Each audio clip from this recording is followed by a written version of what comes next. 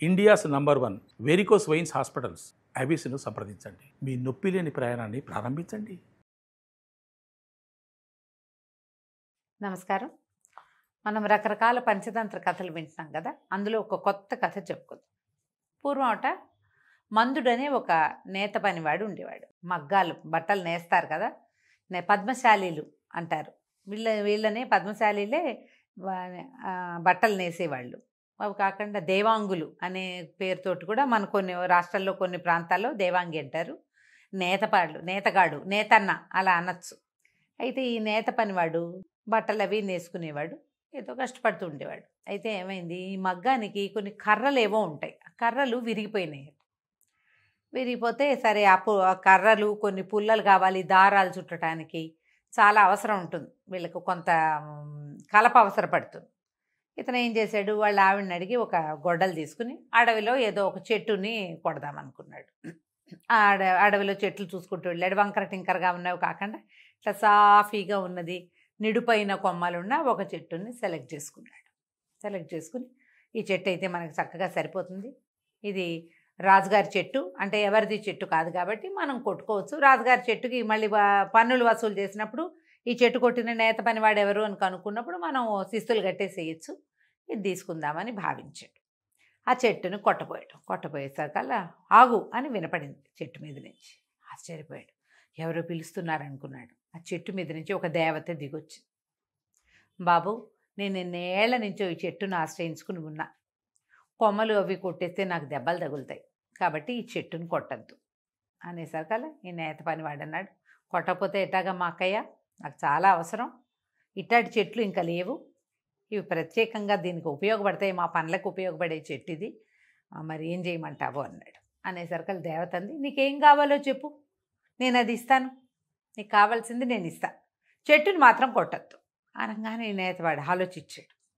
మందుడు బాగుందిగా, మంచి ఆలోచన, కాకపోతే ఏం కోరుకోవాలో తెలియలే, మరి నేను ఇంటికి వెళ్ళి మా వాళ్ళని ఎవరినైనా అడిగిరానా అన్నాడు. దేవత అంది, లక్షణంగా అడిగిరా, ఎవరినైనా కనుక్కో, నీకేం కావాలో చెప్పు, అది నేను నీకు ఇచ్చేస్తా, ఈ చెట్టుని మాత్రం నువ్వు ముట్టుకోవద్దు, కొట్టద్దు. సరే బాగుంది. ఈయన మన నేతన్నగారి మందుడు పరిగెత్తుకుంటూ ఊళ్ళోకి వచ్చాడు. ఊళ్ళోకి వస్తే ఊళ్ళో మొదట అరుగు మీద కూర్చుని ఆయన స్నేహితుడు కనపడ్డాడు.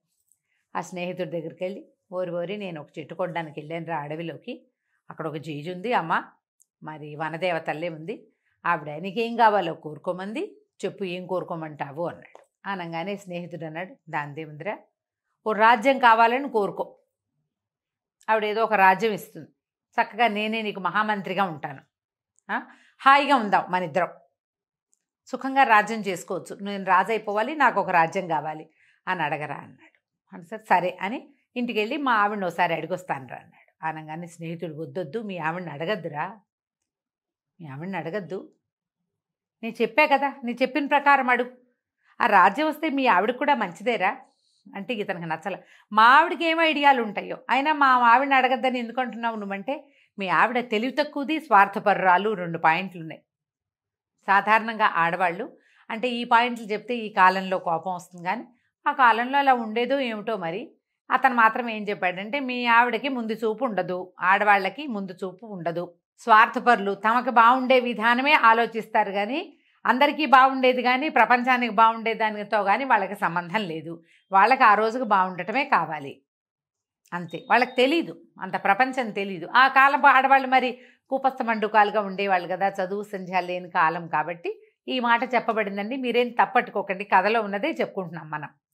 అక్కడి నుంచి ఇతను అన్నాడు, అబ్బెబ్బే అట్టా కాదు, మా ఆవిడంటే పంచప్రాణాలు నాకు, ఆమె చాలా ప్రేమగా ఉంటుంది, చాలా శ్రద్ధగా వంట అది చేసి పెడుతుంది, ఎంతో శ్రద్ధగా ఉంటుంది నాతోటి, అడగకపోతే బాగుండదు కదా, నేను మా ఆవిడనే అడుగుతానన్నాడు.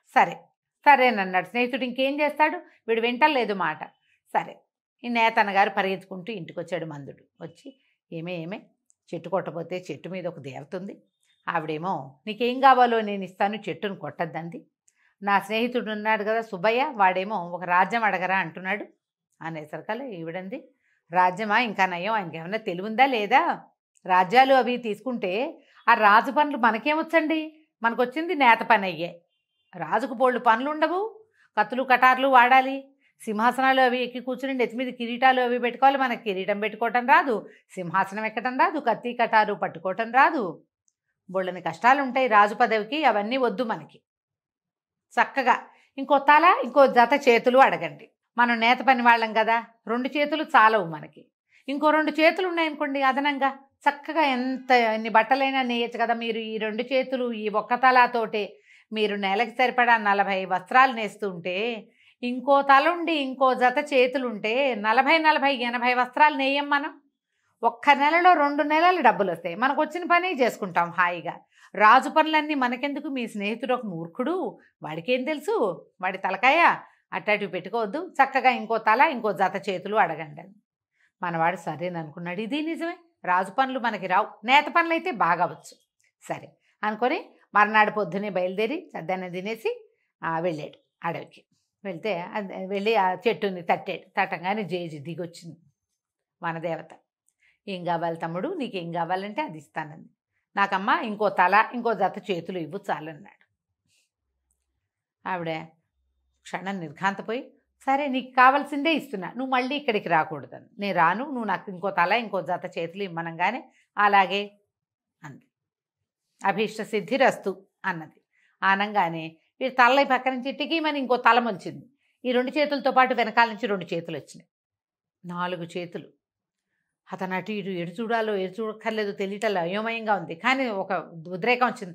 తన భార్య చెప్పింది ఇదే, ఒక్క తల జత చేతులతోటి నేను నెలకి 40 వస్త్రాలు నేస్తుంటే 2 తలలు 4 చేతులతోటి నేను ఎన్ని చేస్తానో ఇదంతా ఈ సంతోషాన్ని భార్యతో పంచుకోవాలి, ఈ విచిత్రాన్ని భార్యకు చూపించాలని అతను ఊరు వైపుకి నడిచెళ్ళాడు.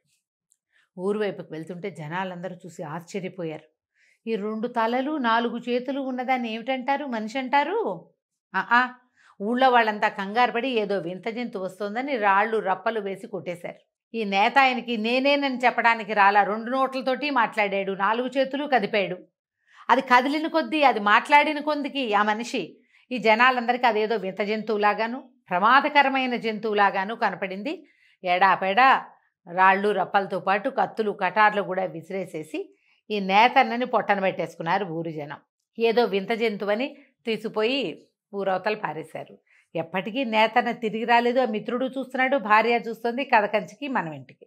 ఏదైనా ఒక ప్రయోజనాన్ని ఎవరి దగ్గరైనా తీసుకునేటప్పుడు బాగా ఆలోచించాలి. ప్రకృతి విరుద్ధమైన ఐడియాలజీ చేయకూడదు. ప్రపంచానికి వింతగా ఉండే ఏ పోకడని తీసుకోకూడదు. ఇప్పుడు ఆడవాళ్ళు తెలివిగా ఉన్నారా లేరా అనేది వేరే కథ. ఇప్పుడు ఒక అమ్మవారు నీకో రాజ్యం ఇచ్చి నిన్ను రాజుని చేస్తే రాజు చేయవలసిన పని ఆవిడే నేర్పిస్తుంది కదా కదా ఆలోచించల.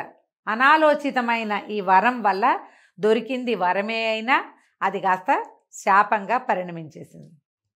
ఆలోచించి పనిచేయండి. ఇద్దరి దగ్గర ఐడియాలు తీసుకుంటే 2 వేరువేరుగా డిఫర్ అయితే ఈ 2 మానేసి 3వ వాడి దగ్గరికి వెళ్ళాలి, లేదా మన సొంత బ్రెయిన్ వాడుకోవాలి. మనకి బ్రెయిన్ లేకే కదా మనం సలహాలకు వెళ్తాం. ఇద్దరి దగ్గర తీసుకుంటాం, 2 విపరీతాలుగా ఉన్నాయి. అప్పుడు 3వది ఏమిటి? ఈ 2 చెప్పి ఈ 2 ఏది కరెక్టు అనైనా సలహా తీసుకోవాలి. సరైన సలహా తీసుకోకుండా ఈ కొత్త ఐడియాలకి వెళ్ళకూడదు. కథ కంచికి మనం ఇంటికి.